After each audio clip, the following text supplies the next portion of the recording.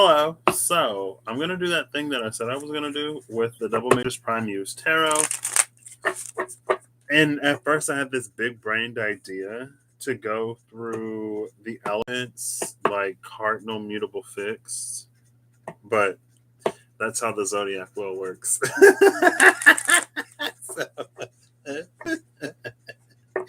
Like cardinal fire, fixed earth, mutable air, cardinal water, fixed fire, mutable earth. So I'm just gonna do it in order because I was gonna do it by element. We'll see. I might do it half and half. It depends on how long these go for. The Queen of Wands is at the bottom of the deck, so we are starting with Aries. Queens, cardinal, kings, fixed, knights, mutable. Elements are the elements. And I'm going to look and see what's in between both cards. I'm using the double majors. So there are 2 majors and 2 court cards for each one. And we'll just sort of see what's up. The Clarity Tarot shuffle's really nice. Hey, Holly. Hey, Sandra. How you doing? How are y'all doing today? I kind of want to just shuffle the Clarity Tarot because they're so pliable, but also not flimsy at the same time. All right. So how I'm going to do this is I'm going to give it 3 shuffles, and then I'll cut it, and then I'll proceed. I just want to give it a really good shuffle in the beginning. At the top,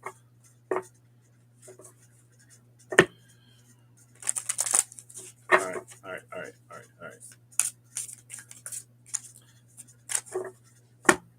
Let me get my handy dandy sticky note. I was stuck and you had to restart the video? What was I stuck on? What did I say? Was it a laugh? Let's see. STICKY notes.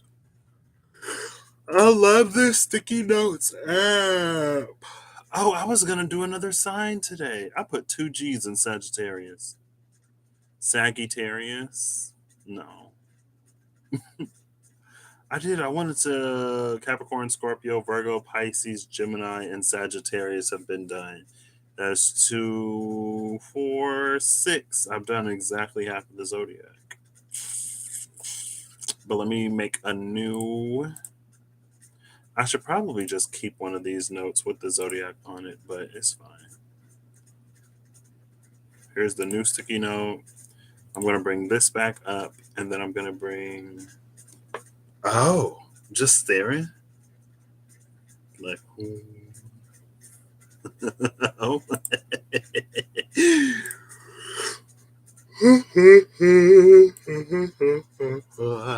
Where do I want to put this? Russell's today too kept freezing. Mercury up, no. Well, it retrogrades like the day after the eclipse, right? So that's what, 2 days from now? Well, I guess the eclipse is tonight. It's like 11 Central. Or is it Eastern? I think it's like 11 Central. Aries, Taurus. I'm just going to type these here. Aries, Taurus, Gemini. Cancer. I was going to mix it up, but Leo, Virgo, Libra, Scorpio, Sagittarius with 1 G and 2 T's, Capricorn, Aquarius, and Pisces. We'll see how long this takes me. Some of these could be real short. All of these could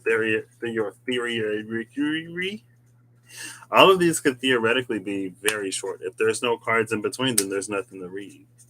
All of these could also be extremely long because if it's the top and the bottom of the deck, then I'm looking at every card. So, oh, excuse me. Hey, David, how you doing today? All right. I thought it was done, but we're going to give it one more. Oh, and then the intro is, whatever. I'm going to say Aries starts at 5 minutes. So I'll probably have one more shuffle before that happens. Exactly. And we're going to cut. I'm going to pull these from the top of the deck as well. So Aries, looking in between the two Queens of Wands, the first card out is the Star. I usually look at the first two or the first three or the last three. So the first three, we have the Star, the Strength card, and the Hierophant. Oh, Aries.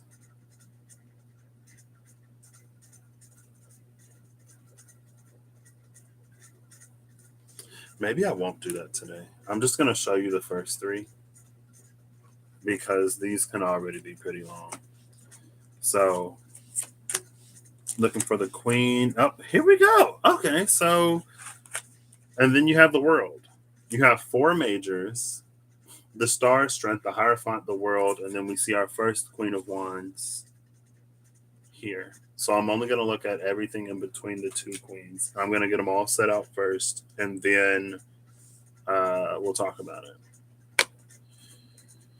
I'll call them out as they come out. So we have Strength, the title card, the King of Cups, the Sun, the World, the Lovers, the Queen of Cups, the Knight of Cups, the Moon, Justice.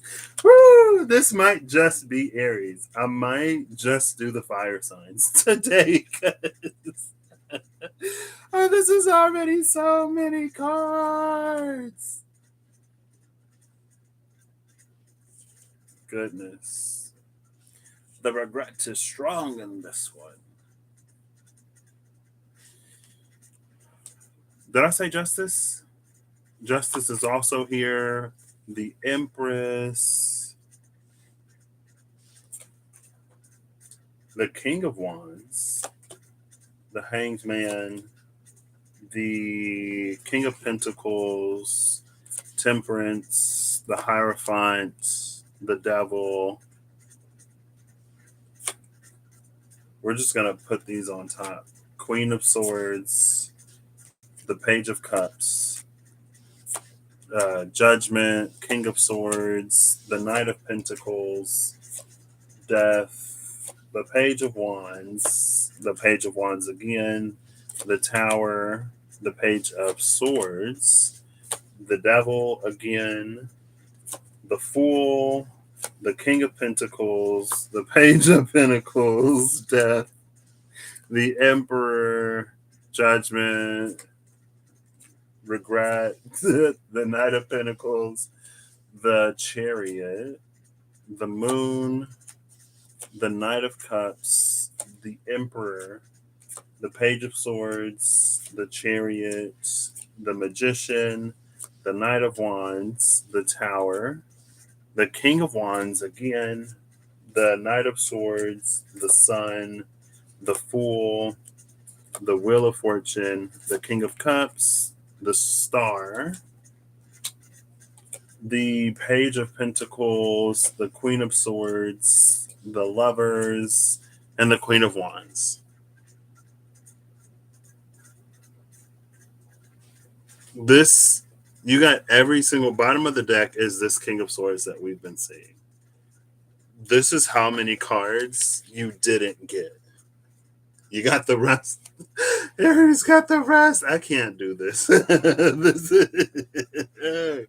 I am not doing all 12 signs today. Aries, way to get us started. But you know what? Oh, gosh. Thank you. I was like, I got these a minute ago. I was feeling them today. Something about springtime, transformation, butterflies, new cycles. I don't know. I remember one day I wore these to work and I was like, these earrings symbolize how it was basically like how the only constant in life is change. Or like how we're always growing or something like that. Oh gosh.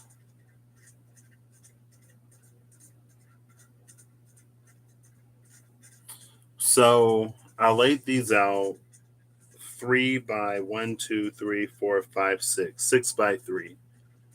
The first card, So the first card in the first row is the Queen of Wands, and I didn't cover her at all.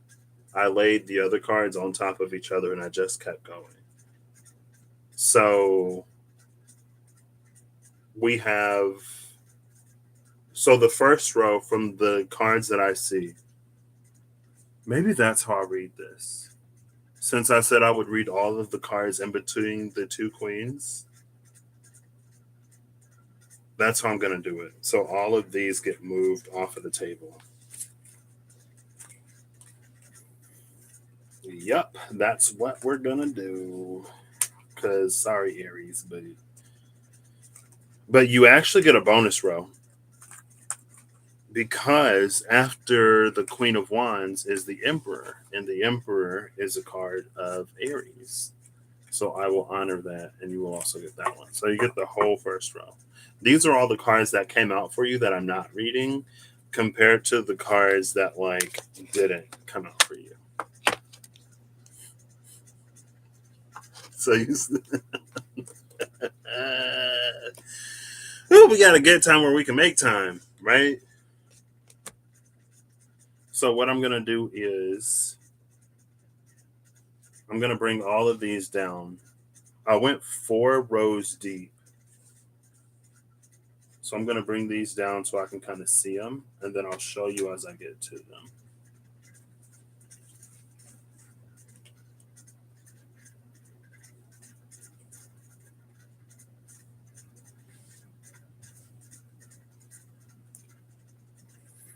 I need to find my other camera so I can use the table cam.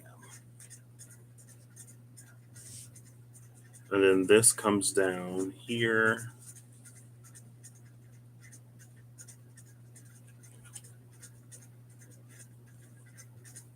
And then this stops here.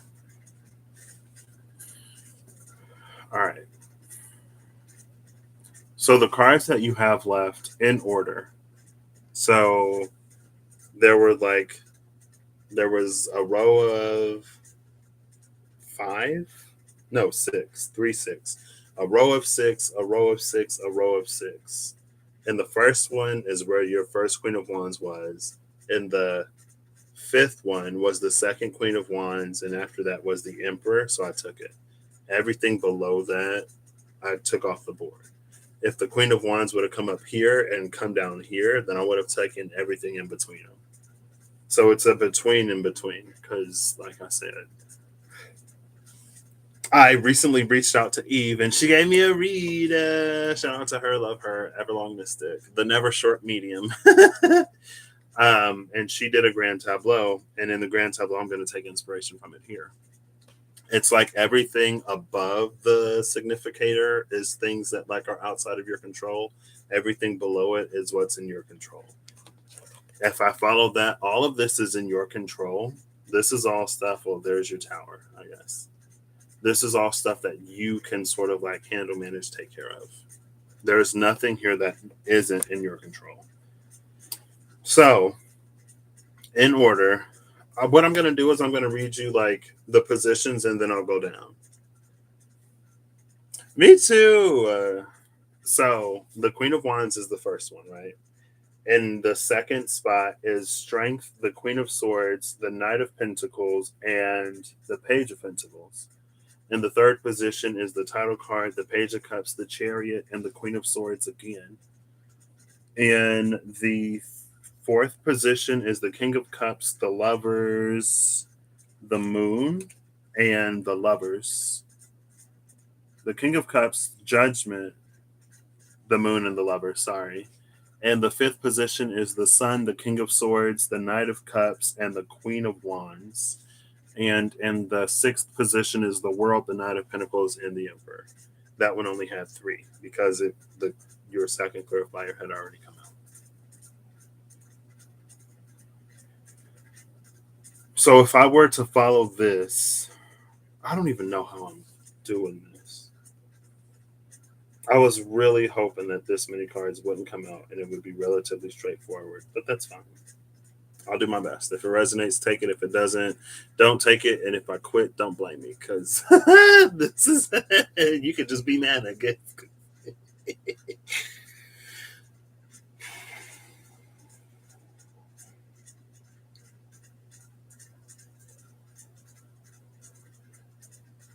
If I also take, because the first clarifier starts it, if I also take the second clarifier, there's a lot that happens in the past, but I feel like that's not necessarily fair because of how I pulled it. But if you would have come out like in the second or third position on the third row, there would have been more cards out into the future. So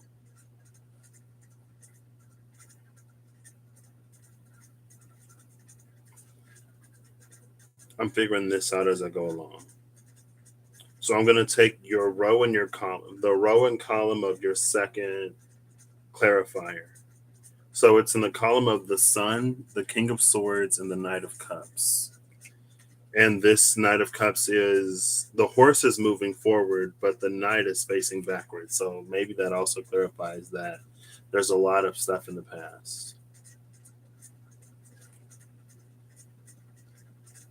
What this feels like for you, though, it feels like there could be a point of time in your life where you feel like you made like really good decisions. It was like a happy point in time where like maybe there weren't a lot of things on your mind, or as challenges came up you feel like you handled them really well, and it's like you're trying to sort of go back to that, but the horse has moved forward. So it's like the circumstances are different enough that it's not a fair or adequate comparison.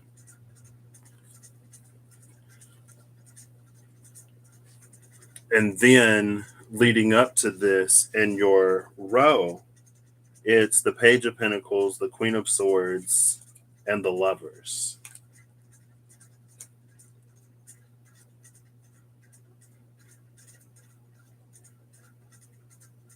And this is one acrobatic. Well, maybe this is like a weight. I don't know. I don't really get this Page of Pentacles. Something about this seems a little unnecessary, but maybe it's one of those things where it makes me think of a character who gives themselves a handicap because they deem themselves as like more powerful than whoever they're facing. It's like if you have two knights and they're gonna fence or whatever, one of them might be like, "Oh, I'll only use my left hand. I'll only use my non-dominant hand to make it a little bit more fair or to make it a little bit more even." That's the only reason why I can come up with this Page of Pentacles would be like doing this. And then the Queen of Swords looking at the Lovers. This Lovers is interesting because we don't see the angel here. Is that the moon? No, it's the sun. But the way the sun is, the way the rays of the sun are peeking out of this, it makes it feel like a thunderstorm. And that isn't necessarily the case. So it's almost like things are a lot brighter where you are. And with this Page of Pentacles, maybe it plays on that Knight of Cups that's looking back in the past. But no matter what, the Queen of Swords is always looking forward.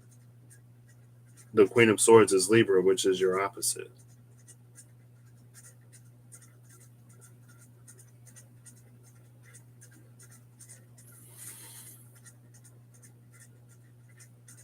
It feels like, it almost feels like while you may be overly focused on some aspect of the past and thinking of simpler times, you're almost simultaneously making things in the present more difficult than they need be. And it might be because of how you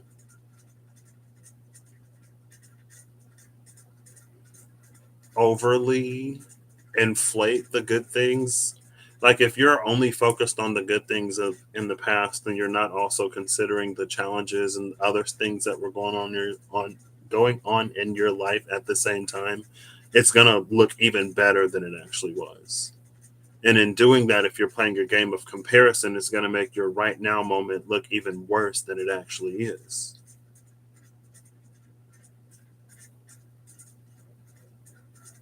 But these two, it's like the angel has already done its job of getting these two together.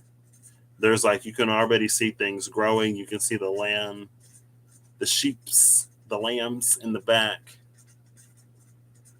And it's like it may be a challenging time, but it feels like the sun is still above it.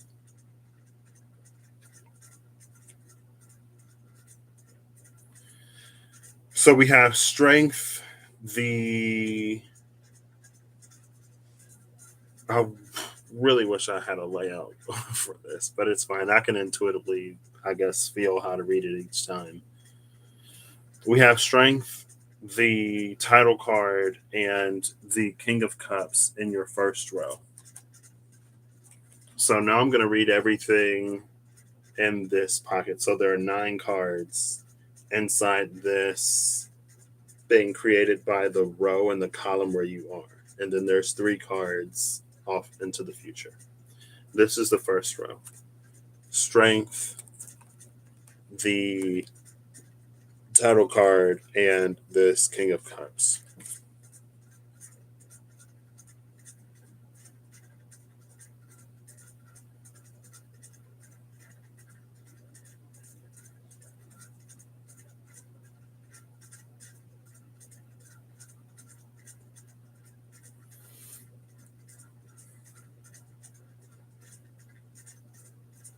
This feels like you being prepared, maybe in ways you didn't know. You being prepared for something that you entered into with no knowledge of what was. It's almost like you went into it thinking one thing, inside it was something completely different, but when you emerged from it, you emerged as this King of Cups. So it's like you emerged victorious from it, maybe a little bit drained, maybe a little, I want to say skeptical, but it feels like his cup is empty because he had to pour it out into the environment.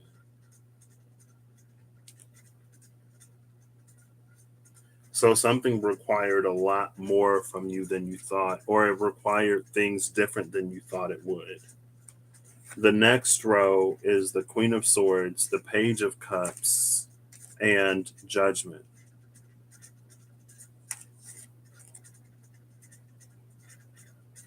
which is kind of beautiful.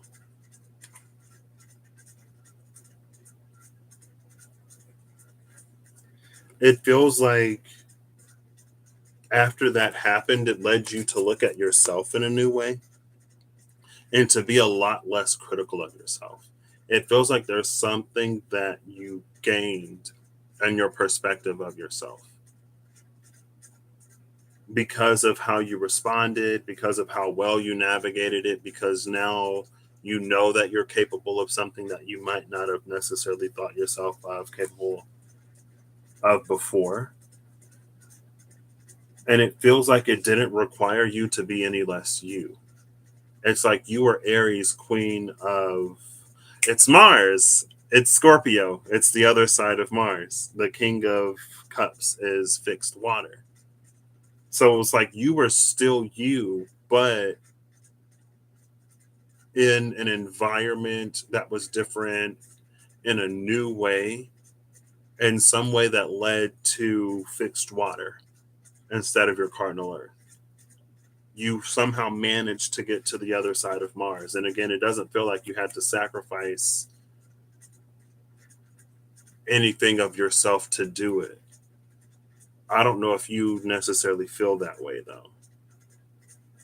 It's almost like there was something new born within you, or there was something that you brought to the table that you hadn't before. And so, in that way, it felt different. But with this Queen of Swords, with her looking at herself in the golden mirror, it feels like that's you noticing, realizing something new about yourself. And it gets you to have a, a the start of mental conversations or a view of yourself that's a lot less critical than it might have been in the past. Because again, the sword is at rest now. And then it leads into the Page of Cups with judgment. This is the judgment that is the judgment call. But we see the lotus attached to the horn. And it comes after this Page of Cups. It coming after the Page of Cups, it feels like when you emptied your cup out with the King of Cups before,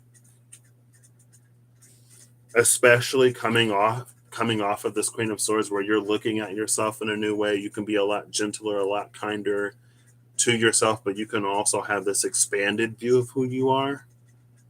It puts you in a position to receive new water. So now you're starting to be poured into in ways that you weren't necessarily before. You're starting to pour out in ways that you weren't necessarily before. And again, it's like you're transiting Mars. So that water is always within you. It might not be like your dominant function or whatever, but this capability is within you, and then it leads to judgment. And it feels like judgment, this is you sort of in a new space. And also because of the lotus or the lily, water lily, lotus, because of the lotus, it's making me think of no mud, no lotus. So this could have been the mud that you went through. And you poured out a lot of water, and maybe you thought that nothing would grow. But then you see the water lilies in this judgment card. And so it feels like a realization or a revelation. I was reading something on the internet yesterday about what people think of natural yards as. And it was talking about how after a natural disaster, the first things that grow are weeds because they're hardy, they can survive anything. And what they do is like they bring life back into the soil, they attract the animals that pollinate. They are the beginning of life coming back to that area. And then after some time, you get trees that start to grow, and then you get all of these other things, and then it comes back. But this water lilies, it's like, it's given me that, not that it's weeds, but it's like it's the beginnings of life coming back to maybe you. And maybe that was what was so good about this phase in your life. Maybe it was a point in time where it was like really exciting and it was really new and like really positive after a time of darkness or after a time where you had to be so strong and you had to keep pushing forward. In the next row, we have the Knight of Pentacles, the Chariot, and the Moon.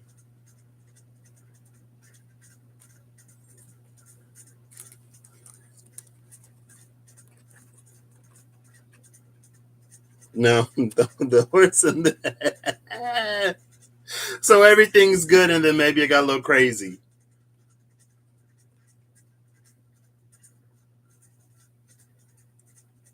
What's interesting about this is, though,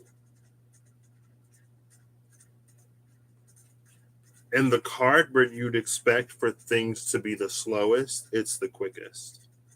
And in the card of movement, it's still. So there's a subversion of expectation here. And this might be, and then the moon card is here, and that's like, why is this happening?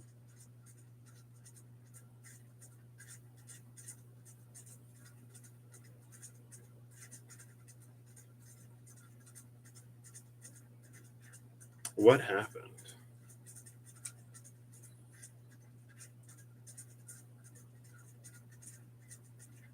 You know what this feels like? It almost feels like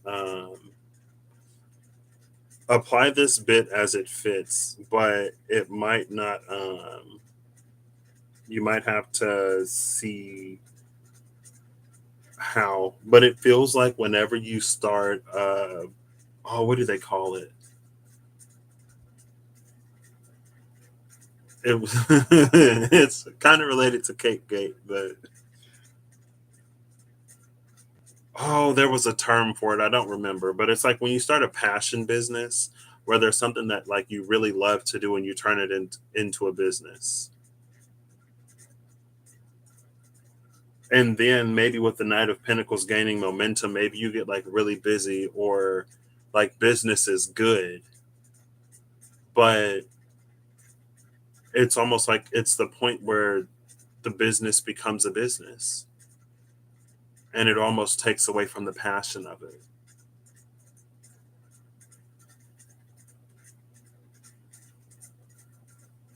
What's interesting about this moon card is that usually the moon is in between two towers, but this moon is in between two castles. It's in between two kingdoms. So maybe this represents like how at first, like when business and pleasure mixed, it was when it was fun. It was like this, I'm making a living based off of, what I'm passionate about. But it's like as there's this eventual separation here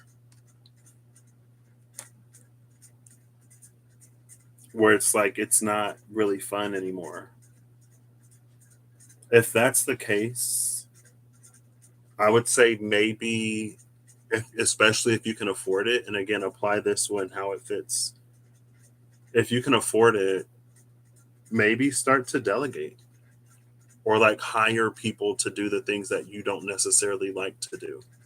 Right. So, like, let's say that you run some kind of art shop gallery, whatever, but you hate handling money, you don't like accounting, and that's the part of it. Like, because you run a business and taxes and all of this, you have to be really diligent, you have to keep track of everything. And it's like it's because of that and because it's so important or because it takes you so much time because you don't like that part as much, it starts to like taint how you feel about the business overall. But it's like if you hire an accountant or if you hire someone to do that part for you, then you can still do the part that lights you up. You can still do the part that you enjoy and you can still have that business. So that's why it's like it's a little bit of an energy of delegation. And if this, like in this scenario, then the Sun, the King of Swords, and the Knight of Cups, like in this column, that would be like you sort of thinking back on those days when it was just fun. And when it was like, when you were growing and it was like, oh my gosh, like people actually value what I do enough to support me in this. And my passion is supporting me. Like, what?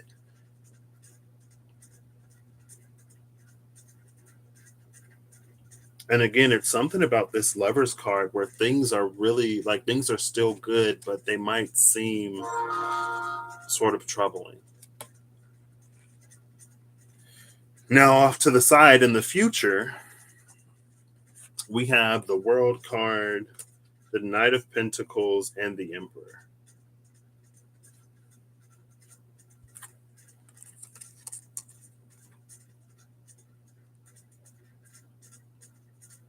So this is the proper Knight of Pentacles, slow and steady as she goes.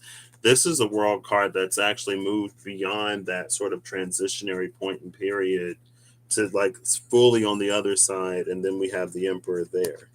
Now this Emperor is sort of standing; he's not seated on his throne. So this might be. It could actually be like the energy of oversight.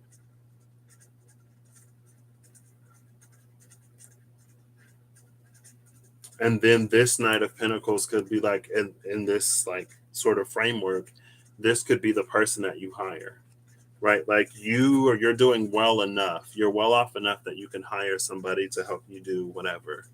Or like let's say it's not about that, like life gets crazy And so it's like maybe there was a practice that you had in the past of like self-care.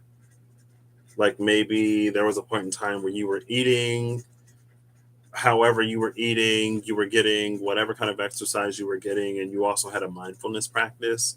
And all three of those things together gave you enough of a sense of groundedness for you to navigate your life. But as things got kind of crazy, for convenience, you started eating other things. You didn't have time to sort of like maintain whatever activity you were doing. And it's like, it's hard to find time for meditation because either it's hard to find the time or it's hard to get enough quiet to actually do it because things are like moving now. And then this would be you like reinstating those practices sort of like in your life. Or it's like, again, you either carve out time, like if you are a mother and you're like, it's always so noisy in the house, I never have time. Maybe you find a mindfulness practice that you can do with your children, right? And then everyone benefits from that practice of mindfulness. Or maybe it's like you sort of like learn to multitask, where maybe there's a task that doesn't consume too much of your like mental faculties. So you can like sort of do that, but at the same time be doing something else. Or it's like maybe you can listen to meditation music, binaural beats as you're doing whatever. So that's like it's putting the zen. There's like it's finding these areas where you can sort of create some overlap. But it feels like the emperor is you, and this knight of pentacles would be the person that you hire.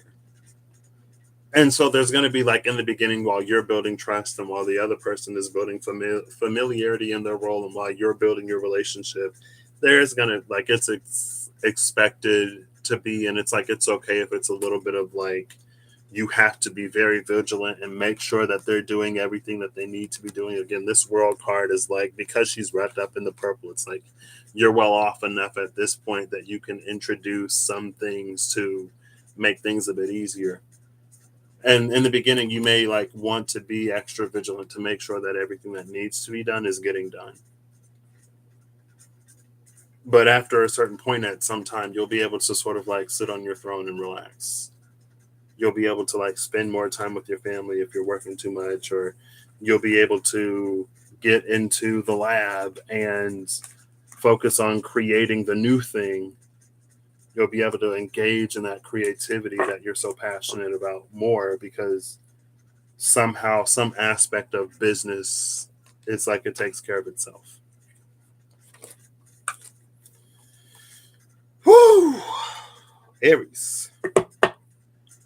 I feel like so many cards came out. I gotta get this like a really good shuffle. But that's what I got for you, Aries. I hope you're having an amazing whatever whenever you see this. I hope you're acting well to make all that you wish to experience your reality. And I hope you learn how to take a gosh darn break. Sit down and relax sometimes. It doesn't make you any less productive. I also hope that you can find a way to bring either peace or calm or fun and passion back into those areas of your life. And again, with that row, with that Knight of Pentacles looking, with the Knight of Cups looking backwards, it feels like the situations have changed enough. Even with that Lovers card that was right before the Queen of Wands, it's like you have a flock now and things are growing now. And you know this person now. It's not someone that some angel just introduced you to. You've lived life and things have become complicated. And so if you are going to look back, maybe again, it might not be, just keep in mind, it might not be like a one for one replication of whatever the solution was back then, because your life was different, your demands were different, and the demands of you were different. But maybe there are pieces of that that you can recognize as like are important to your mental well-being or your overall energy or whatever. And you can find ways to incorporate them into your life now. And then it'll smooth out the process. And again, it might not be immediate. There may be an adjustment period, but eventually it'll smooth out and you'll be good. Title card came out. Okay. Taurus. Girl, we might just do the first 4 signs. Taurus. I'm going to call you 41 minutes and I'm going to spend the next 40 seconds shuffling. All of these might start at an even minute. Ooh, especially if as many cards came out as Aries.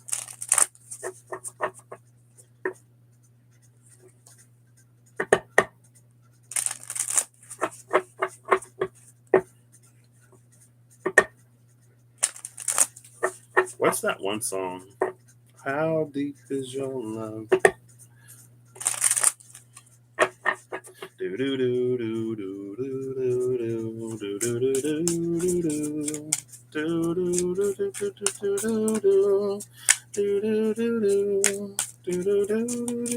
do do. All right, so we're looking before and after the King of Pentacles for fixed Earth Taurus. One more shuffle. We'll do a 4 cut. The 4 corners, why not? Okay, well, not much in the 4th pile, but that's fine. I'm going to pull off the top of the deck, and we're going to start with the first king. I'll lay him out probably in a 3x6 or 3x6, 6x3, 6 columns, 3 rows until that second one comes out. Taurus, be kind, please. Your first card is the Queen of Pentacles. The second card is Justice. The third card is the Hierophant. The Queen of Pentacles, Justice, and the Hierophant are your first 3 cards. These are for you. You can pause it if you want. Look how similar Justice and the Hierophant look. Interesting. So interesting. And I'll keep calling them as they come out. The Tower, the King of Wands, the Moon, Temperance, the Moon, the Queen of Cups, the Page of Wands, the World, the Knight of Wands, the Empress, the Page of Pentacles, the King of Pentacles. Here we go. So, we have the Knight of Pentacles, the World, Psyche, the Lovers, the Fool, the Knight of Cups, the Hermit again. Ooh, Virgo would have been real easy. The Star.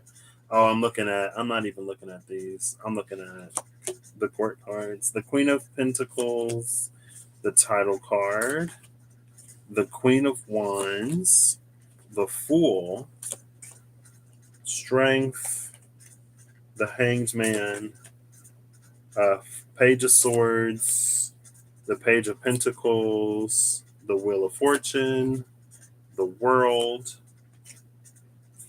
Judgment, the Emperor, the High Priestess, the Page of Cups, the Emperor, the Knight of Wands, the Empress, the Queen of Wands, the King of Wands, the King of Cups, Judgment, the Hanged Man, the Knight of Cups, Queen of Cups, Temperance, the Tower, and the King of Pentacles.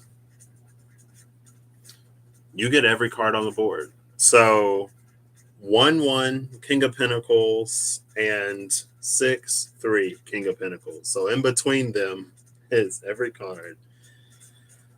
Oh goodness. So these are the cards that came out before you. These are the cards that come out after you. The rest are being read.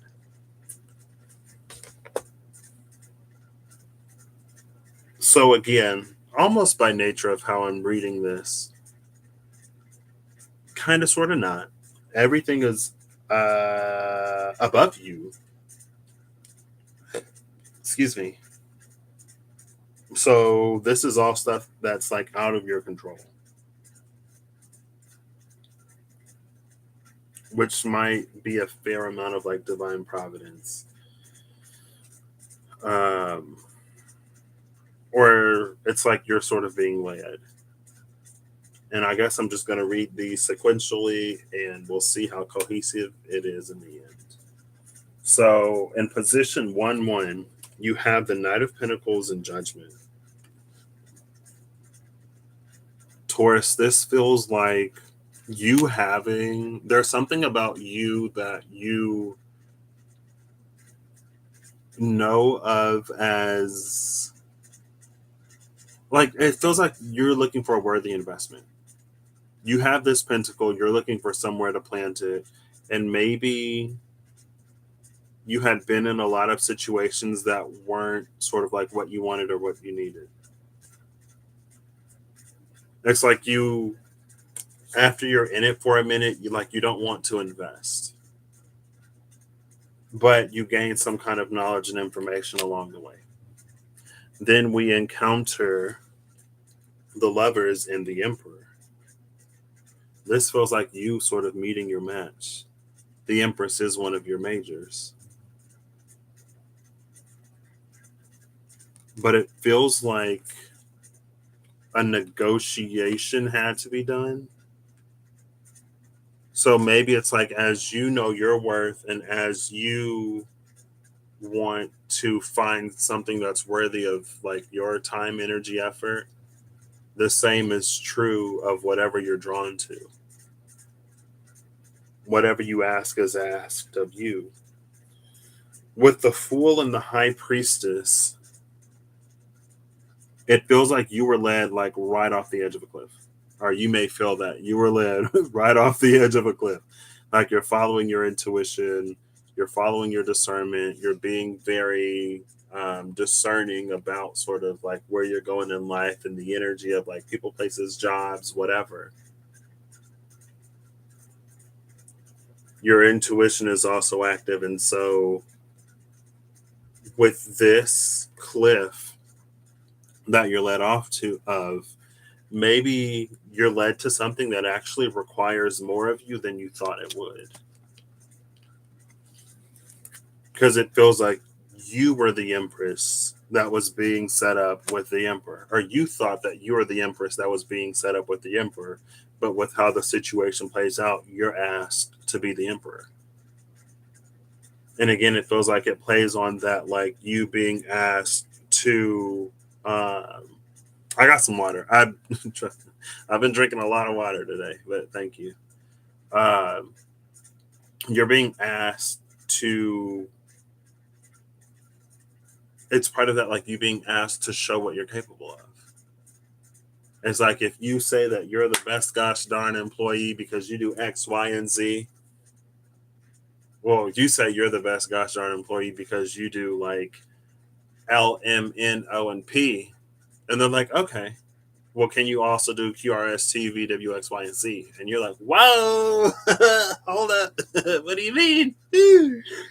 I said A, B, C, D, E, F, G, H, I, J, K, L, M, N, O, P. It's like it stretches you beyond your perceived limit of capability. Like there are the things that you know you're good at, and the reason why the High Priestess is here, it's like there are also other things that you're good at. There are other things that you excel in. There are other aspects of you that you haven't yet tapped into, because again, everything that you've met before could sort of like take it. You haven't been challenged really in whatever way yet, or up until that point. Next, we come into the Knight of Cups and the Page of Cups.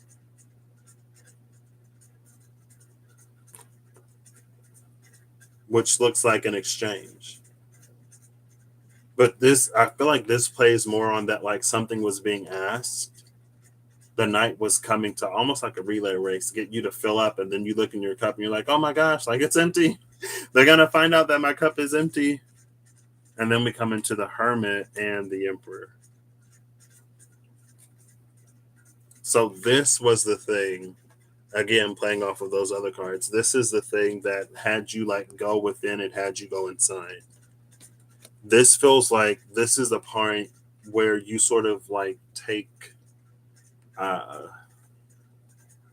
It's like in The Devil Wears Prada. This is a point where Andy, like, she goes to, maybe his name was Patrick, I don't remember. She goes to Stanley Tucci, and she's like, that's after the whole conversation with Miranda about, like, you think that, like, the whole fashion industry has nothing to do with you, but it's because someone made a decision all the way over here, back here, that you don't even too much care about, that you got that top that you're wearing right now, that sad, frumpy looking whatever, from the bargain bin at Bargain Barn, and blah blah blah whatever. And then she's like, because she goes back and someone's like, you hate that job, like you haven't even really tried, or like, did you even try, or did you already decide that you didn't care, did you already decide it was too much? This is a point where you start to try. So now it's like, where this was sort of like you were being led to water here, and probably one of the more challenging ways that you had experienced, this is where you begin to drink. And as you're drinking, you're sort of like putting this stuff into practice real time. At this point, it feels like when you met what you thought was the emperor before you were asked, here's you being the emperor. So, I mean, you pick it up fairly quickly. It only took 3 positions. And the third position, you become the emperor. The third position away is a square if we're looking at the zodiac wheel, right? Right, because it's Aries and then Taurus, Gemini, Cancer. You're back to the same modality, a different element, but the same modality. But when you first met the Emperor, it's like the Emperor saw you as capable. When Miranda's like, I knew I shouldn't have given her a chance. No, she was like, you were different from all the other girls. So I was like, you know what? Why not give her a chance? And then she ended up, doing whatever. So that's the first row. Oh, I didn't even read like your row and your column. Again, I said I'm going to read these how I feel them, and this is how we're reading it. Apparently, this is how I'm feeling you, Taurus. So next we have the Hermit again with the Knight of Wands.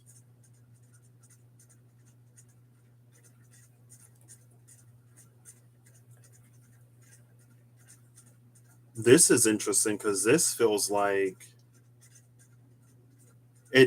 you got whatever you were supposed to get from a certain situation.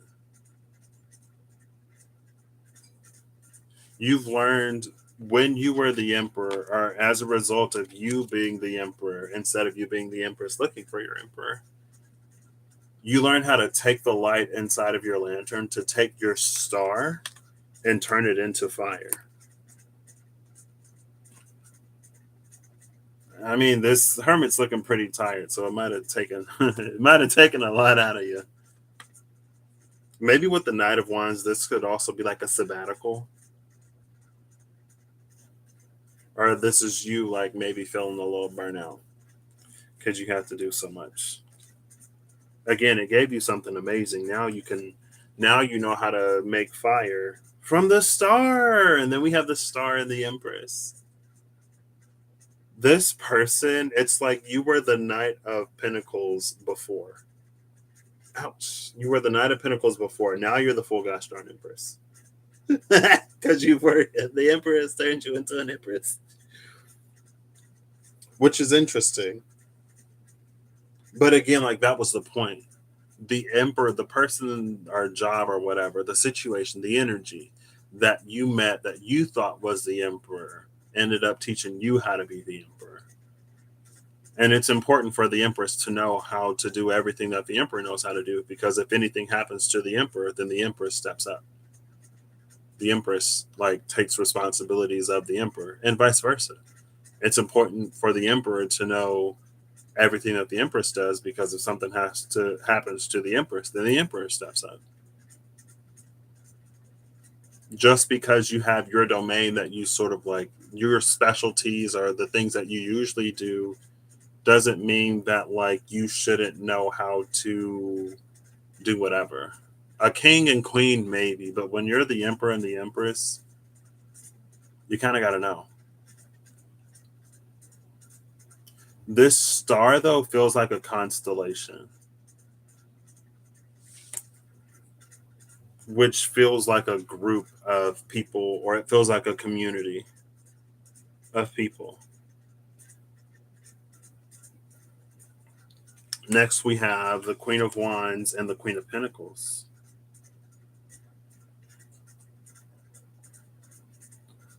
This combination is interesting because of the volcano in the back here. I guess that could be a signal fire. It doesn't necessarily have to be a mountain that's actually a volcano and it's about to erupt. It's also interesting that we see the two queens here. It's interesting that we see two queens here after we're talking about now, like you're a proper empress. Um,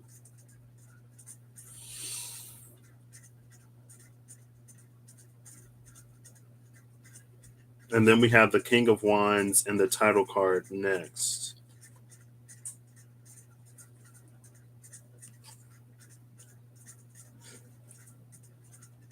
This feels like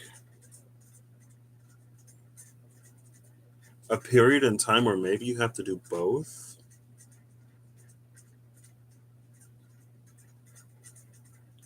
Both of these queens create life. The Queen of Pentacles does it by nurturing. The Queen of Wands does it by a transference of life force, which is basically, this is the Queen of Pentacles, like giving everything what it needs for it to grow naturally. The Queen of Wands is her being so fiery, passionate, charismatic, and inspirational that she almost like generates energy where there isn't. It's like her passion is magnetic and attractive and infectious. And so other people are inspired, and then everyone's working like double, triple overtime off of like pure inspiration that the thing is created.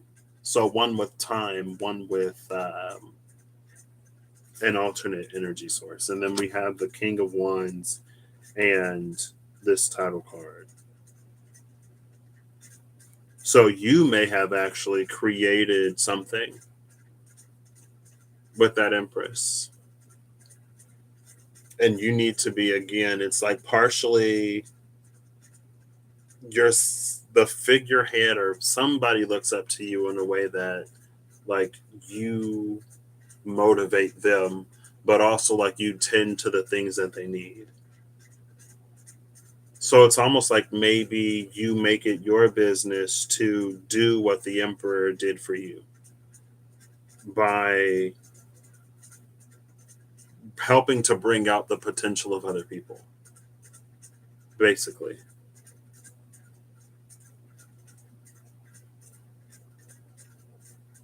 But this title card here with the King of Wands, it feels like you encounter something that is unexpected. And then we have the Queen of Wands again, but this time with the King of Cups.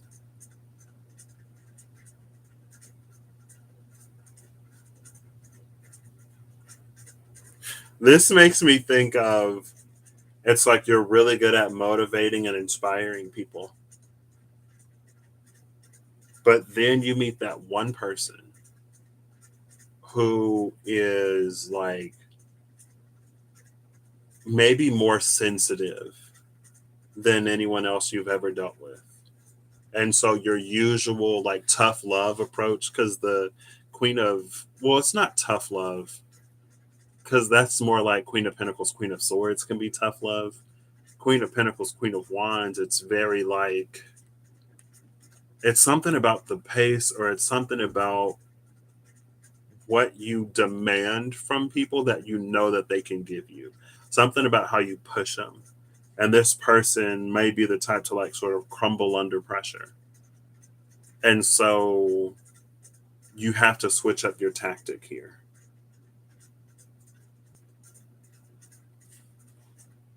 Which is interesting. Yeah, because we just saw. Hold up. Hold up. Oh, it was the King of Wands in this. Yeah. I was like, I thought the title card was with the King of Cups for a second.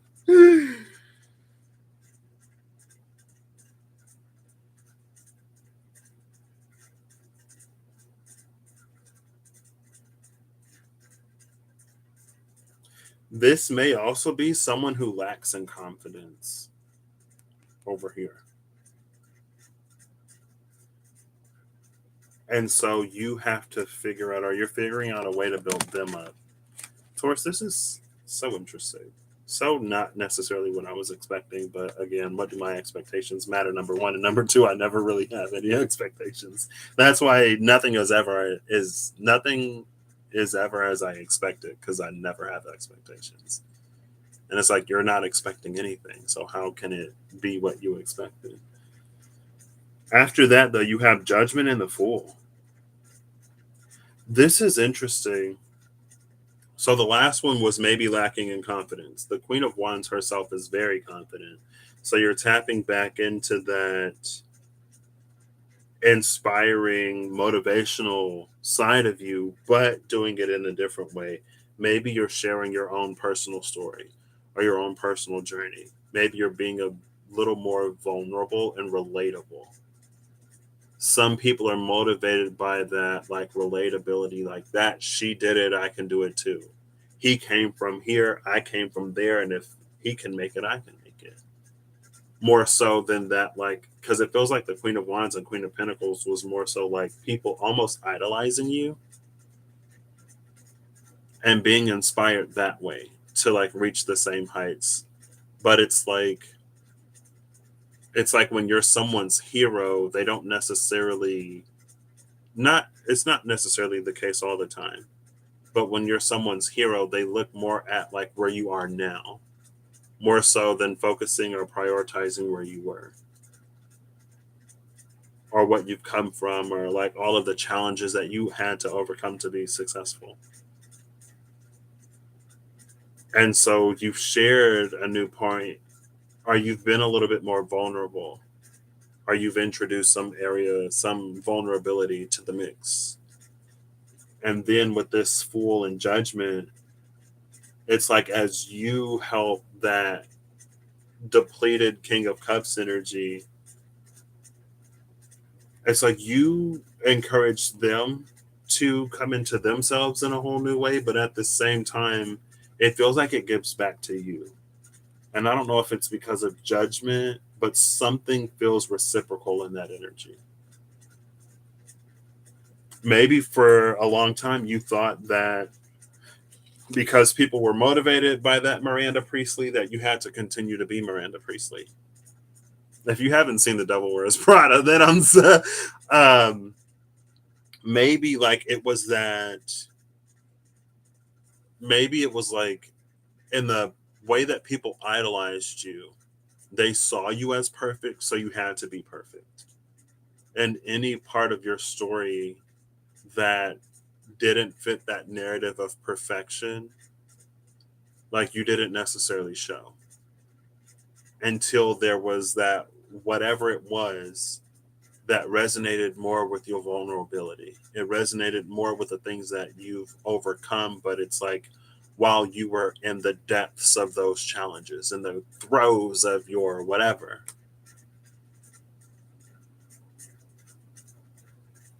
And so that it gives something to you because now you don't have to be perfect. You know, it's like the celebrity who falls in love with the person that like doesn't care that they're a celebrity, who isn't enticed by their wealth or who isn't blinded by their fame. It's the person who looks at them as a person because they're still people, right? Wow. I love that. I've only seen it top to bottom maybe 2 or 3 times. The first time I saw it was the first time I went to London. I watched it on the plane and I was like, oh my gosh, I love this movie, which was like 2018. So I went a long time without seeing it. But I love that movie. Well, actually, I don't know if I've seen it top to bottom, or if I've just seen like parts of it since then. I might watch it again myself. So that was the second row. Now getting into the third row, leading up to where you are now. So there was a first third where you, like, maybe you knew that your dreams were bigger than the town that you grew up in, and you make it out of there, but then you find out that the real world is even bigger than your town was back at home. So you didn't adjust necessarily as easy. Maybe you go back home and you're an inspiration, or you become an inspiration. You succeed with where you are, and then you grow in some capacity. And like, yes, like I knew I would always be this person, and here I am being this person. And you're doing well. You're doing the inspiring, motivational thing. You're helping others to succeed and like fulfill their dreams or passions or whatever. But then there's the one person who you see the potential in who doesn't see it in themselves. And so because they don't see it in them, unlike the others who also saw it in them, so you resonated in that way. You were little town big city dreams that was inspiring other little town big city dreams, but then maybe you meet a big city little town dreams with bigger city potential or big city potential, but they don't see it, but you really see it, and for some reason you bond in a way that you can't let this person just live in the misery that they exist in. And so you connect to them, but they see you as like this perfect, like you can't, like you don't understand because you've always blah blah blah, like you're here. And then you're vulnerable with them, and that vulnerability is met and accepted, and then they take that however they take it, and then you having your vulnerability acknowledged, now you're like, you know what, you don't like despise your little city roots anymore or whatever, you know what I mean? It brings something full circle. But your story isn't even over, because we got a whole nother row of cards to read for you. And we're starting. Whoop, whoop, goodness, don't start dropping cards now. We're starting with Strength and the Hanged Man. And then the next card is the Hanged Man and the page the Hanged Man and the Knight of Cups. So first is these, and then it's these. So Strength and the Hanged Man. Oh, Taurus. Strength and the Hanged Man.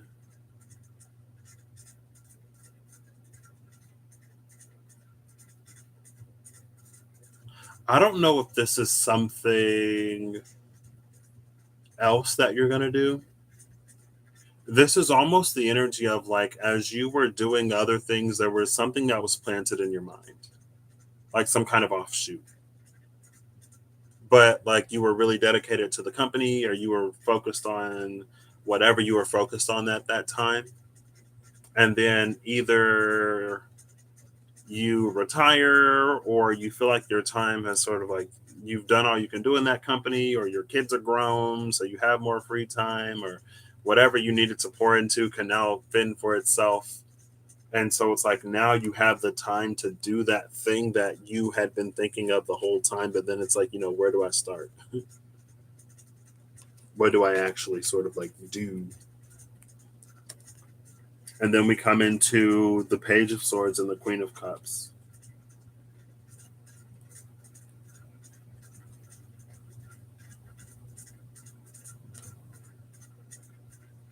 This is like,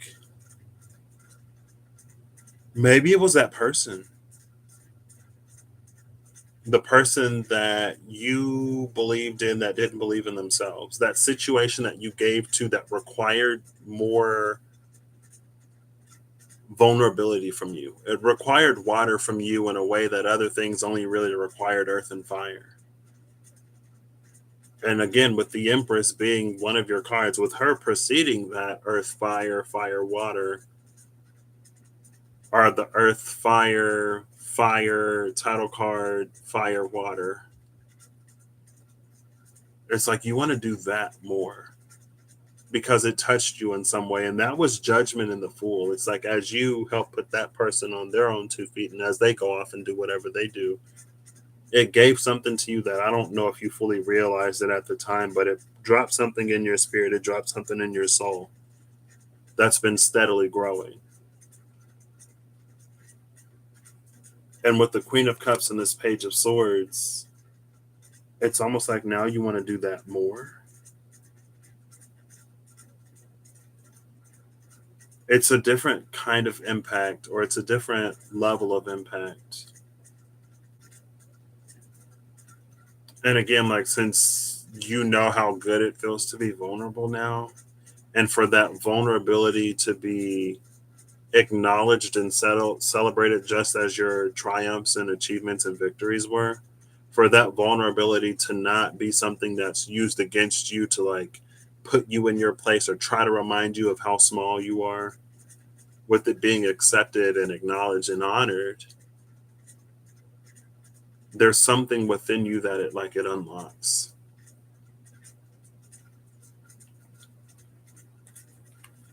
Or that it unlocked. And then we have this acrobatic AF Page of Pentacles and Temperance. Like, I wouldn't be surprised if you start like an outreach or a charity, or you start like you do a speaking tour, like you become Brene Brown or something like that, like a motivational speaker.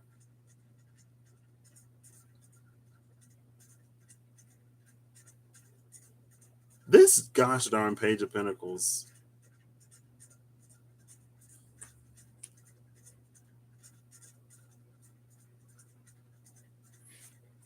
See, there's something, Temperance matches this Page of Pentacles. Because the pentacle is being held up in the air, this is where the water needs to flow to nourish this pentacle. Because with her feet in the water, this person is like arms down, like this pentacle is not going down there. No. I will inconvenience myself to make sure that this seed is not fertilized, but the angel in Temperance comes in and sort of like does it anyway. Angel's like, you can hold that thing as high as you want it. This might be related to the thing that's birthing inside of you as well. Maybe you're thinking about whether or not, like, is it practical or can I actually do it? Especially if you have a lot of stability and security where you are. And it's like, if everything is still pretty good, if there's nothing motivating you to leave, like if the environment doesn't suddenly turn toxic or people are this or people are that, you're like, I'm pretty good where I am. I'm being drawn elsewhere. And maybe it plays on the fixedness of your sign. Especially if you're comfortable. You know what I mean? But it feels like there's something that's growing within you. Something that maybe the divine is really encouraging you to do. And it may also be something that you realize that a lot of people could benefit from. Because this Page of Swords feels like other people. And then this feels like, again, that new vulnerability that's been unlocked within you that wants to do something for those people in some way.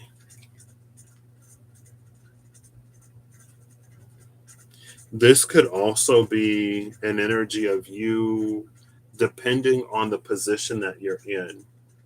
This could also be the energy of you like handing that to someone else to take care of,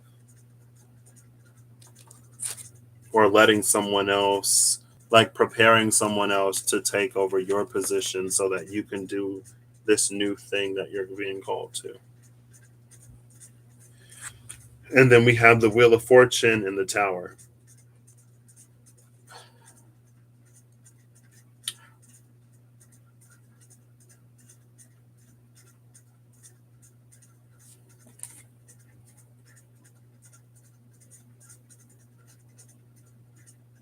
This tower is interesting because, assuming everyone makes it out okay, there's something about there not being windows down here.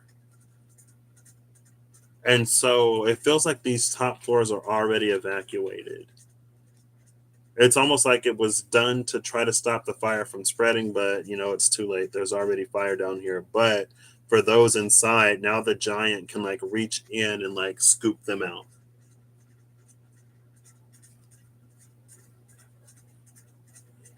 And this is a broken wheel of fortune.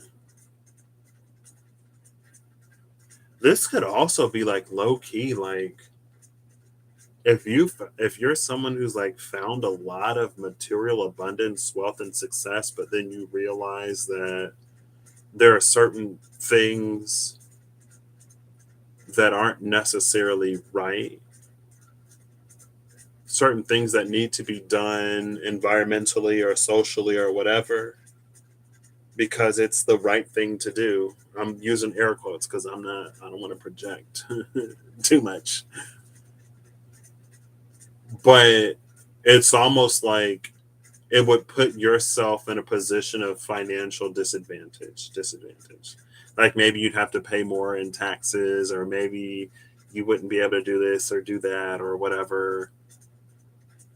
But you realize that it's something that needs to be done anyway.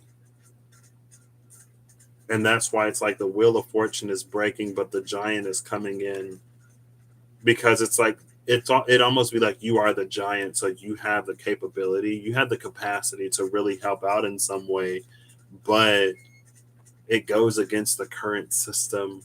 But the current system is already falling apart anyway. I don't know. These two are interesting. With this third row, you're really being. I guess I should have figured it with the Hanged Man appearing twice back to back. Like you're really being asked to switch it up or do something completely different, or and again it feels like it all plays on that vulnerability, it all plays on that softening that happened.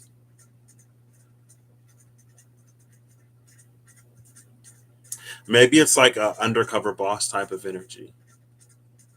Undercover Boss is a show where there's like a CEO or like a big boss that goes undercover and works at like one of their chains to see what it's like, whatever, in the real world. And sometimes there are crappy managers who don't follow the philosophy of the company that like the CEO or the higher person sort of set out.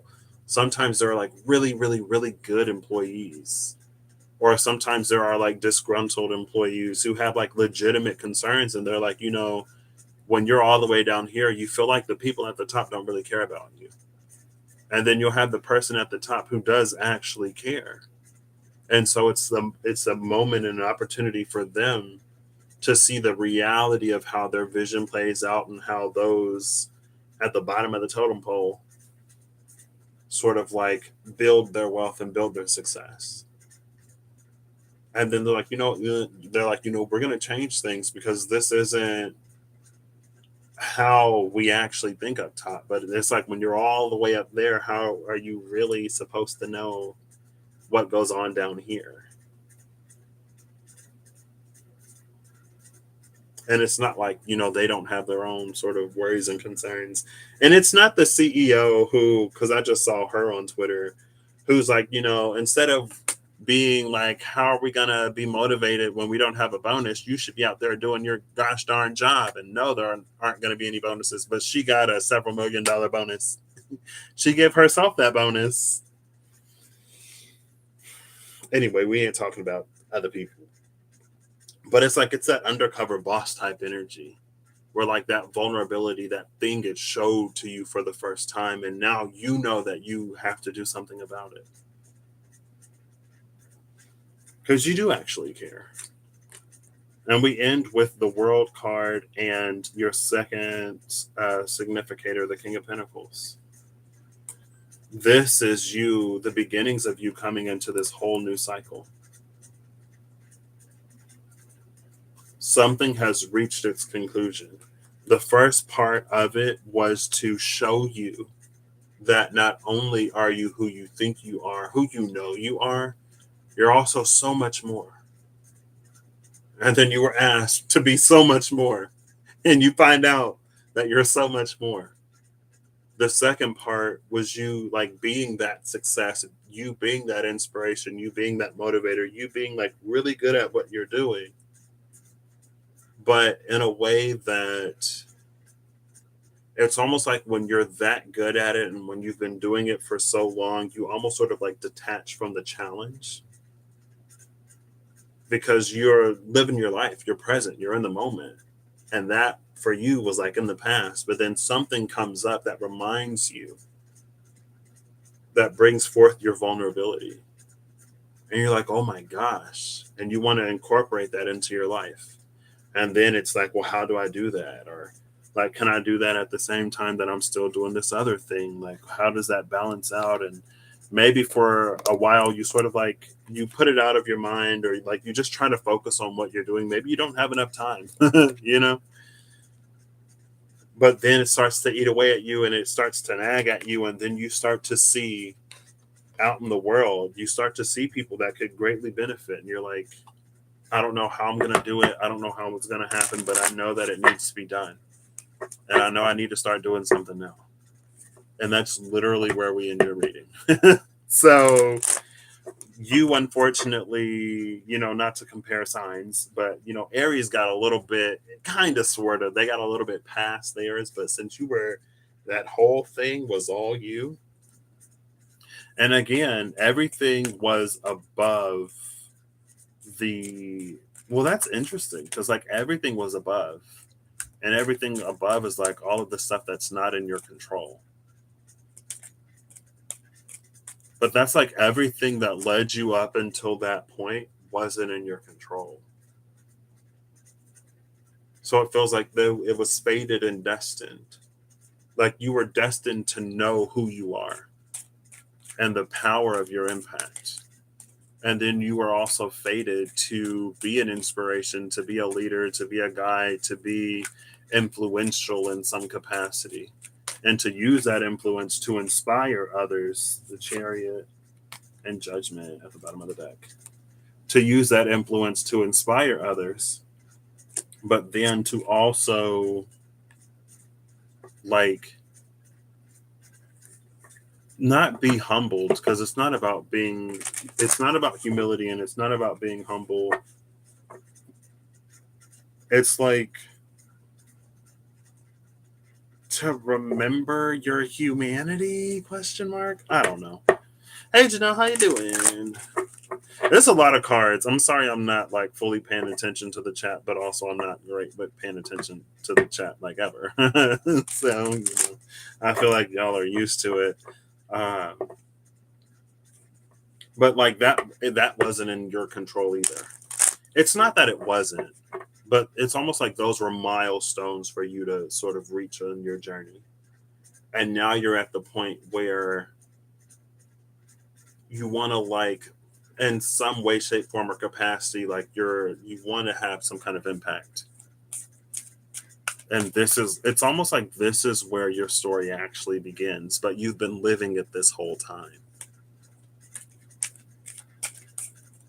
It's just like it's related to the thing that, because the World card symbolizes completions and new beginnings, all of that was like, that led you up to this point. That's why it's like not in your control. That's why it has this energy of like divine providence, or like you lived your destined path or whatever. Because like all of that's closed out. All of that already happened. And it like motivates you. It can motivate you since you're in the space of position. But now you come into, like, now you take the stage. And it's the you that you are now.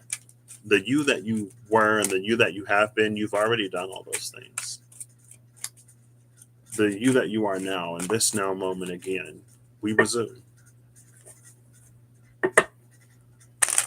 I don't know.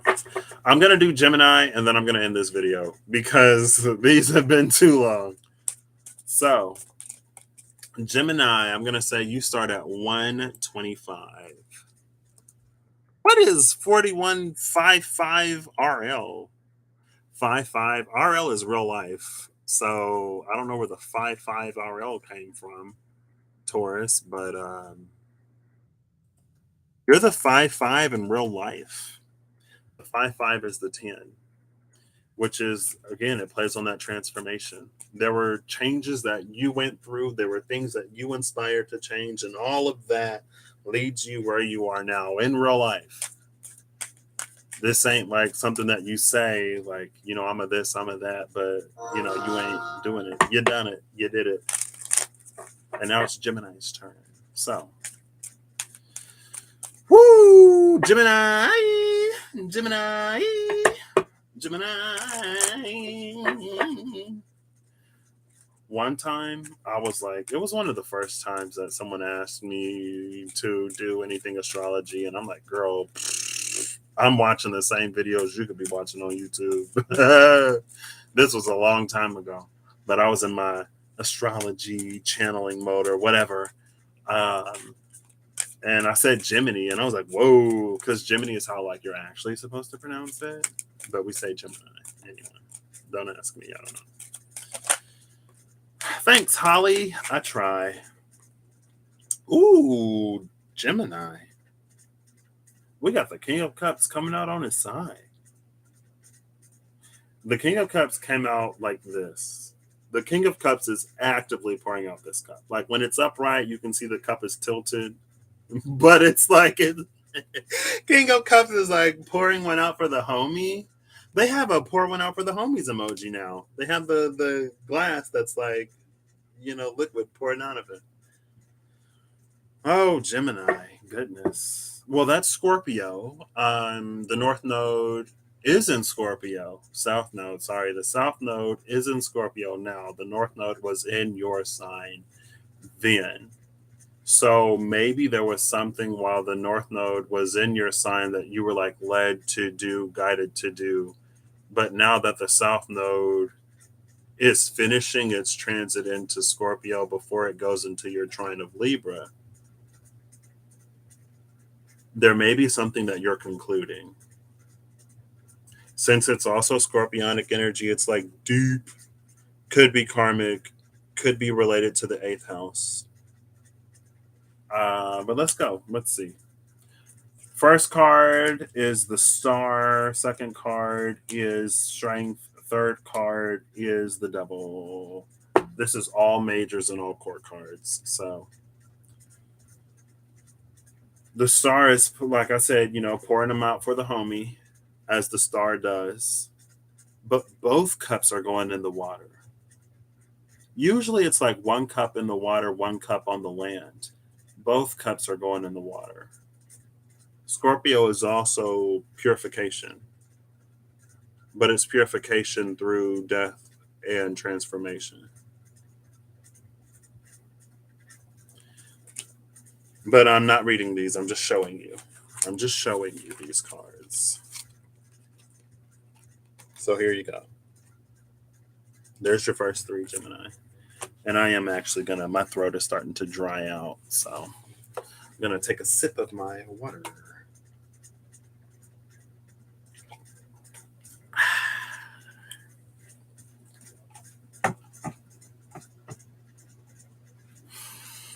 Ooh, Gemini. Ooh, Gemini. We're looking for the Knight of Swords. Is this in reverse? I picked up the deck in reverse. The Hierophant in reverse under that double upright. But I'm going to put it upright. I picked up the deck in reverse. That's my fault. So we're looking... Hold up. Gemini, we have reversals. Oh, Gemini. These cards were all upright, but we got reversals now. Why you gotta be like that? Oh, Gemini. Oh, Gemini. Oh, Gemini.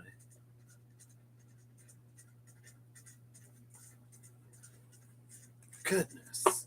These are already complicated enough before we're adding reversals, but that's fine. I'm going to honor it. I'm going to call these out until I get to the Knight of Swords. I wouldn't be surprised if one knight is upright and the other knight is in reverse, because maybe that's more Pisces than Gemini, but anyway.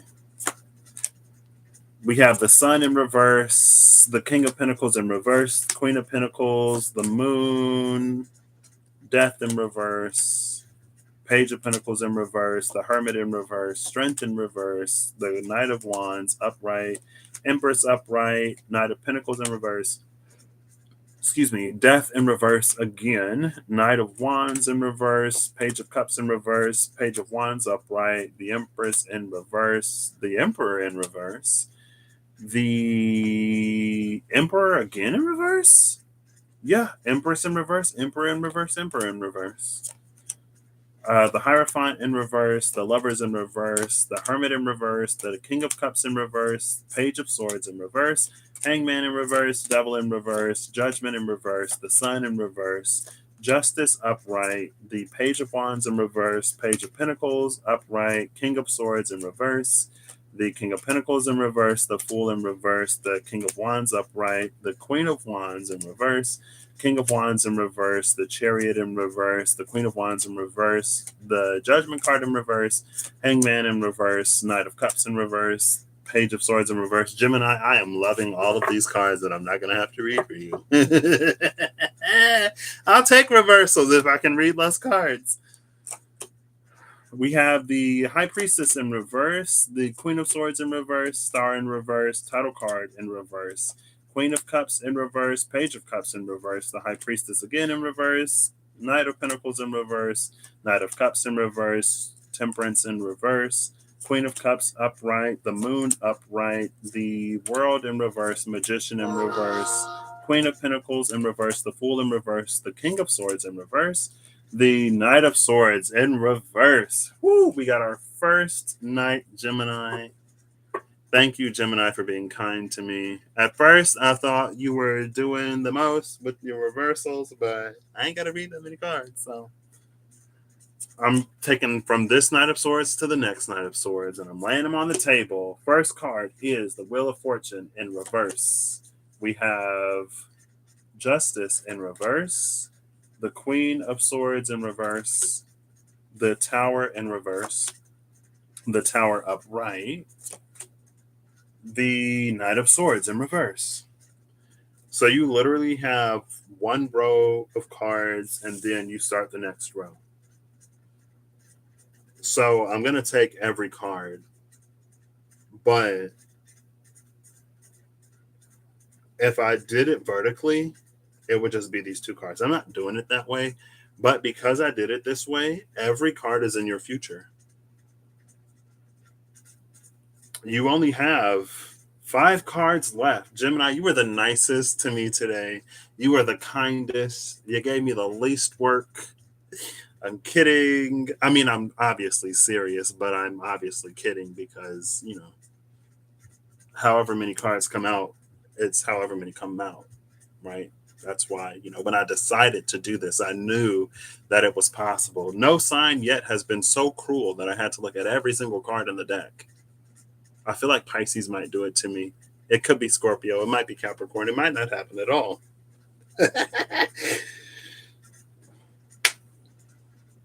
Every card for you is in reverse, except for the Tower. So we'll start at the top. You have the Wheel of Fortune in reverse. This is the wheel that's broken. This is the wheel that's fallen apart due to natural disaster, coincidence, or divine intervention. And then we have Justice in reverse. But this is not a blind justice.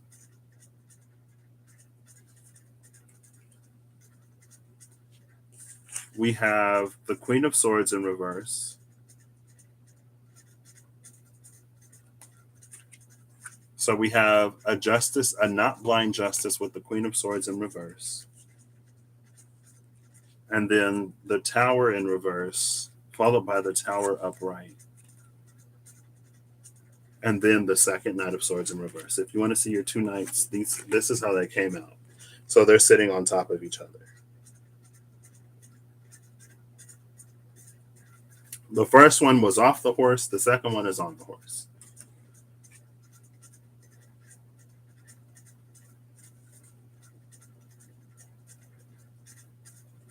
This row of cards came out above your second clarifier. So again, it would be things that are outside of your control. They're also all in reverse. It feels like the reversals are happening in a different world, in a different aspect. Um, but the one thing, like as the tower is triggered in the reverse, it's simultaneously triggered upright.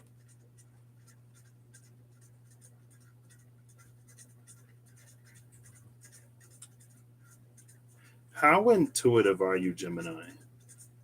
Because this is all in the future. How much of this did you see? Did you see this, or do you just know that it's bound to happen? If Sagittarius is the sage, is the uh, academic. I wanted to put an "en" in it, like academian, the academic. If Sagittarius is the sage, is the academic. Gemini is the the one who's been around the block quite a few times. Gemini is the one that knows everything that's happening in their town. Gemini is the one that's well connected.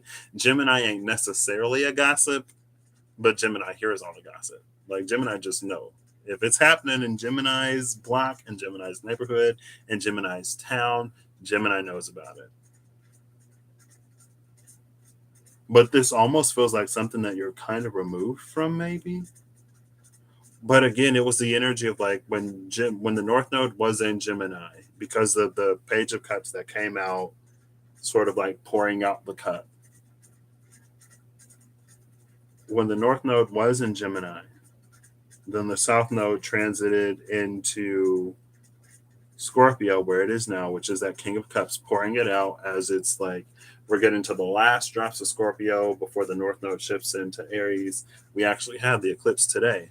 The eclipse is happening. Well, this solar eclipse is happening on the Aries Libra axis that we're about to shift into.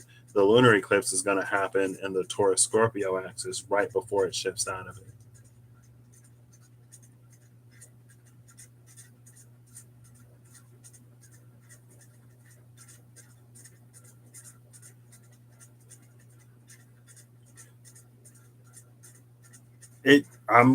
This Wheel of Fortune, it feels like divine intervention. But it's almost like it's because there's something about major arcana justice that is evaluating this Queen of Swords pre-justice. Something has not lived up to whatever banner it claims to wave. So because justice and the Queen of Swords is here, it's like if there's corruption in the legal system and the judicial system, the energy of justice is like major arcana justice, divine justice is being passed on the judicial system. And since the result is a tower, there's probably going to be some kind of reconstruction. But it's that type of energy. I don't see how this relates to you, Gemini. I don't see your part in this.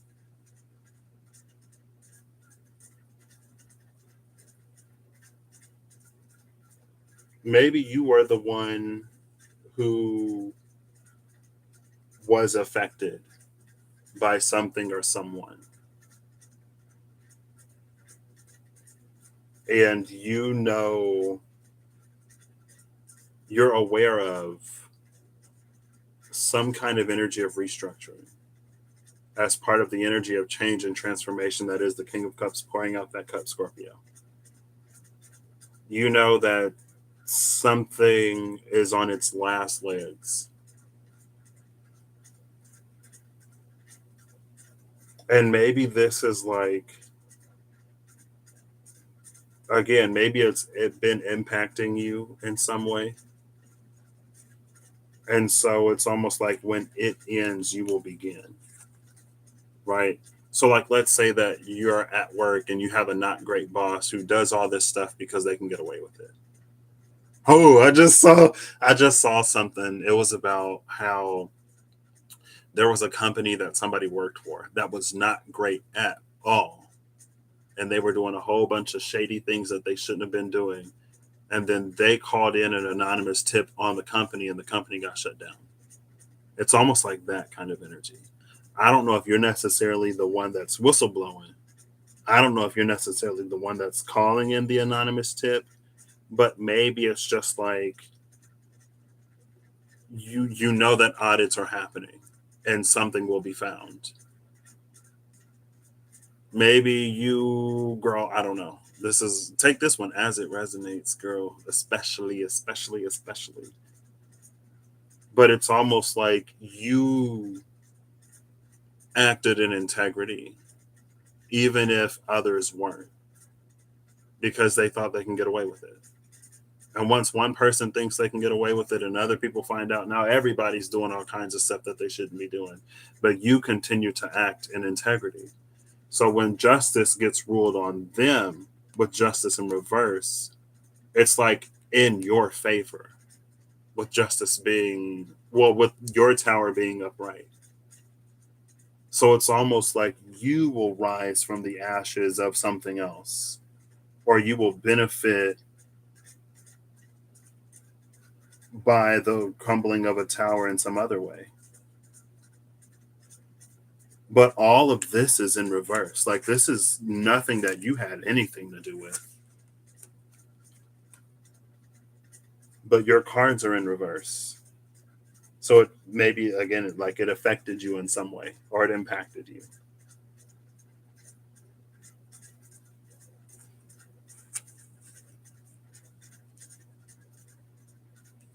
If it's not necessarily that extreme, maybe it could also be like there's some kind of unsustainable practice somewhere.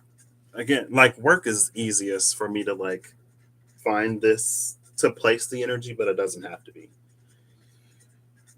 It's like if there's some kind of unsustainable practice at work and there's a solution that you have presented to your boss or whoever, and no one's listened to you, and you know that there's going to come a point in time where the unsustainability will catch up, then that tower in reverse and your tower upright, it's like you already have the solution. Now you'll step forward, or now they're going to consider the thing that you said. But again, in general, this energy is like, it's a little harder to read. I would think that with so few cards, it would have been easier.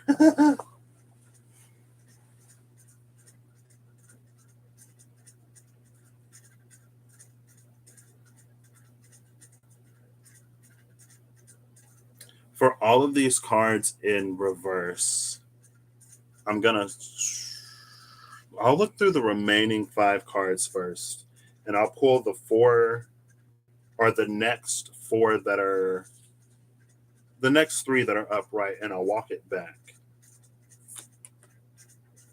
Wheel of Fortune in reverse, the Magician in reverse, the World upright, the Lovers in reverse, and Temperance upright. So this fourth card, I was gonna go back to the other cards, but I'm not gonna do that. The fourth card is a mystery, which is fine. I'm cool with that. I'm not cool with dropping every single card on the floor. Let's please no do that. Please no. Again, this card came out for you. King of Cups on the side, pouring something out.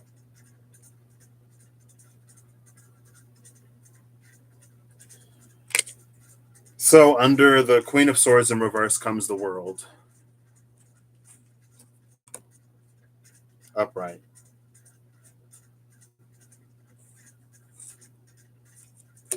Under Justice in reverse comes Temperance upright.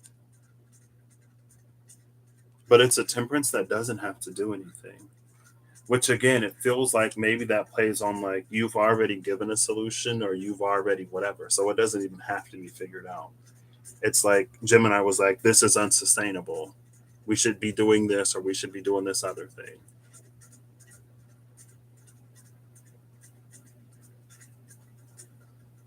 I don't know, Gemini. It feels like this Queen of Swords is done though. Like I'm not necessarily like I'm not so invested in anyone who has done or who may have potentially done me wrong to the point where like I am actively even where I'm even remotely interested in like them getting their karma or whatever. Cause like I'm like I'm living my life and I want what I want for me. It don't matter if whoever is getting what's coming to them or whatever. I don't care too much. I mean, really at all. Because, like I said, I'm more focused on the things that I want. You know what I mean? There are things that I want in my life. Like, that's what I'm concerned about. Is Patrick going to get what he wants? Is Patrick going to be comfortable?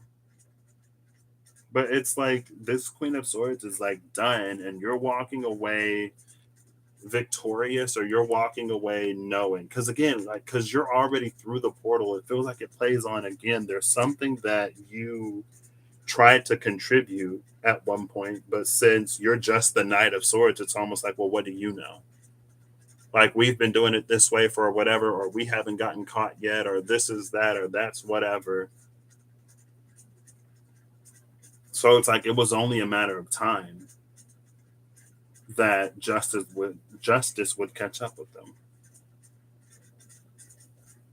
And again, since you remained in integrity, it feels like when this tower falls, you'll benefit in some way because you didn't compromise. And in that way, this doesn't even have to be related to work. This could just be like going about life in general, right?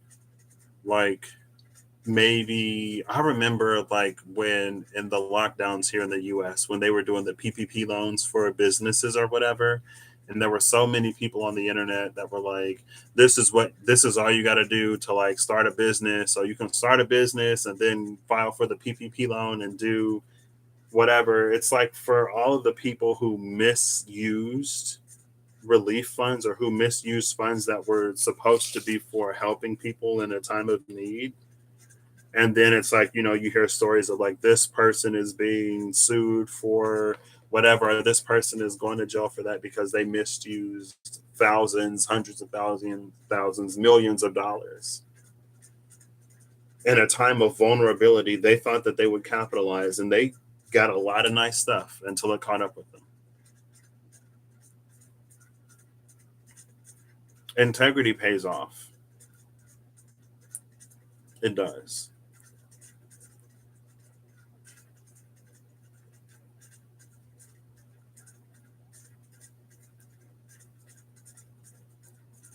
I don't know, Gemini. So yeah, I hope you have an amazing whenever you see this. I hope you're acting on to make all that you wish to experience your reality. I am going to turn all these cards upright, and I'll get you a final card or two. I'll get you however many cards out. I am not going to pull in between the Knight of Swords again because I don't think I'll get that lucky. Where I only get 6 cards or 5 cards, but we'll get you a few. I mean, I guess more than 6 could come out. However many fall out, I'll take them for you. Um,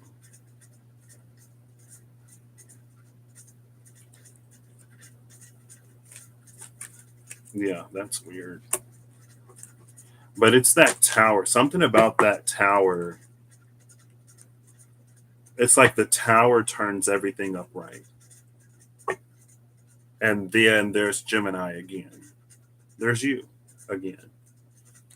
I guess I would say be mindful that you don't. It's almost like don't be petty. Be mindful not to. It's like you don't want to celebrate the downfall of others, even if they were someone who did you wrong. You don't want to be in that energy, right? It's just like continue to focus on you. And like, yes, you're going to be relieved. Yes, there's going to be that satisfaction of your integrity winning out. But it's like, don't linger there for too long. Because, I don't know, like you literally come out after that tower. You may be the only thing that remains standing because everything that was corrupt was sort of, washed away or whatever. That's what towers do. They show us what in the foundation is not cohesive for forward progression and movement.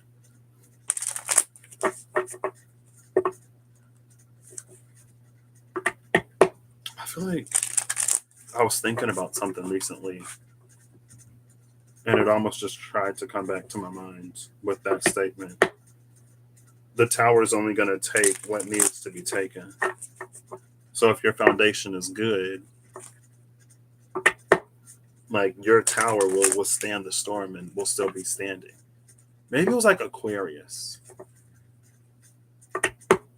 Because Saturn rules both Capricorn and Aquarius, but it's almost like in Capricorn it prioritizes building. So it may be harder to start, or it takes you back to the foundations, it takes you back to the roots. But in Aquarius, the focus is more on things that are further out, and it also might be on things that are like already existing. And so it's like the revolutionary, destructive nature of Uranus to tear down anything that is basically corrupt. But it's like through its traditional ruler of Saturn, that's when Saturn comes in and it evaluates things that are pre existing, things that already are. And it's like, does this make sense to move forward? If no, it goes down. If yes, it remains and it may flourish because the energy that it doesn't get in being torn down, it receives in moving forward. It's almost like the energy is put into everything. That which can utilize the energy will use it. That which can't will crumble in whatever way. In whichever way it can't use that energy, because the energy has to do something.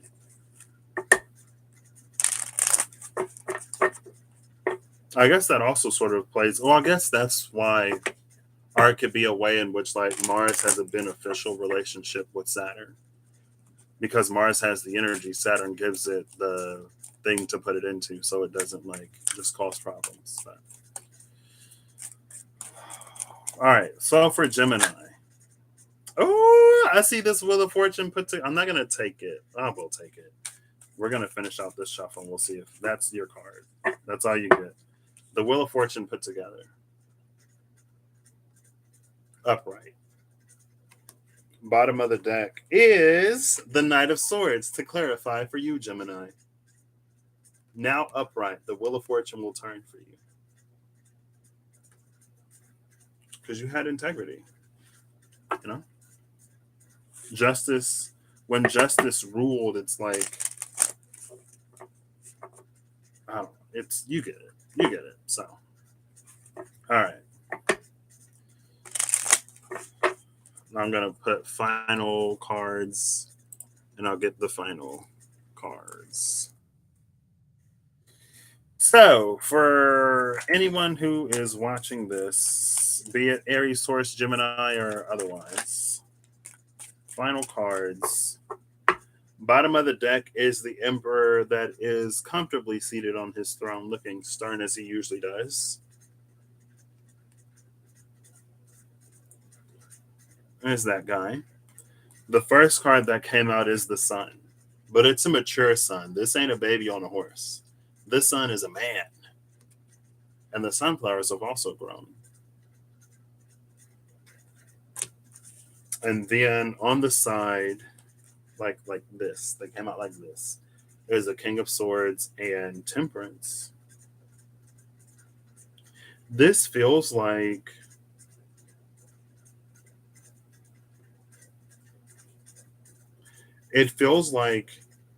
you've planted good seeds and you've tended to them. You've done everything that's within your power to do to tend to them. We have no control over the heavens. Now the sun is coming out. All of these things are sprouting. And again, with this temperance, it's like there's nothing more for temperance to do. There's nothing more to heal. There's nothing more to sort of like work through. All we got to do is enjoy the fruits of our labors and continue to show up. Keep doing whatever it is that we know we need to do. With the King of Swords here, who's looking with a more dour expression, is that the word? Than the Emperor.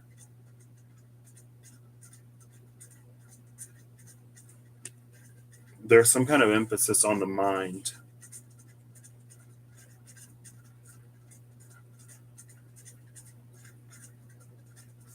I guess it's like just don't overthink things moving forward, or try to just like go with the flow. Because it feels like the mind can call in clouds, but there isn't a cloud in the sky in the sun card. There are a few clouds in temperance, but it's not so many that they block out the sun. Still daylight here. So it's just like, keep it up. Keep it up. Good work. So, with that being said, I hope to see you all. Oh, what? Oh, I hope to see you all. Where? Where am I going? Where are y'all going? Where are we going to be? What's happening? I hope to see you all on the other side of this eclipse, I guess. I don't know.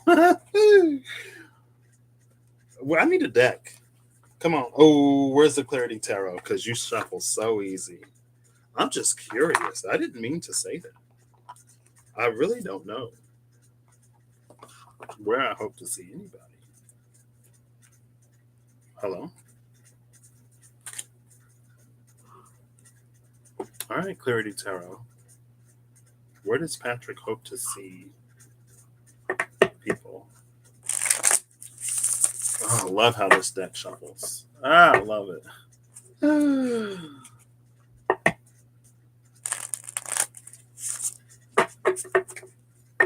Oh, it's time for me to eat a tea. All right. Hope to see you all where? Is something going on that I don't know about? I see that little card that just flipped out. Oh, snap.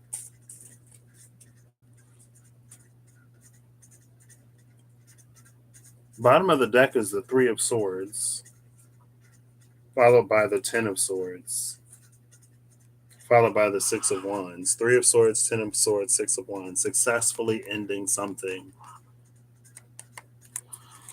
I was going to do an 8, 9, 10 of Swords. I was listening to somebody. Maybe Cindy? Maybe. No. Minnow Pond? No. Austin Tarot. Yeah, I was listening to Austin Tarot. And the Ten of Swords came out, and he was like, the Ten of Swords, depending on the context, isn't always that bad. And the Ten of Swords is one of my favorite cards because it's the end of a mental cycle. Yeah, girl. I needed some of those. And I was going to do it where it's like the Eight of Swords is the thing that we don't see. The Nine of Swords is like our reaction or how it affects us when we see it. And then the Ten of Swords is the conclusion or how we conclude that cycle. Right?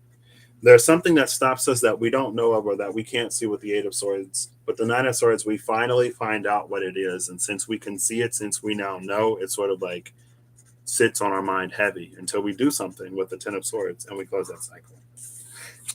Anyway, the Sun. The Sun was the first card that came out. And I was like, a sun for a sun. Love it. Love to see it. We see the horse in this Sun card, though. And we're still a baby. Still a baby in this Sun card. We got some sunflowers, though, and some butterflies. Is that... Yeah. The blue butterfly with temperance. There's this one blue butterfly. There's also one cup upright, one cup in the water. See that butterfly on temperance? It's looking up at the butterfly, and then here come all these butterflies. Look at that butterfly right there. Ain't no butterflies on this sun card, and it's an adult. No horse. I guess when you're an adult, you got to wear clothes. Right? You're not a baby anymore. Put the clothes on. And then face down, it's the Seven of Pentacles.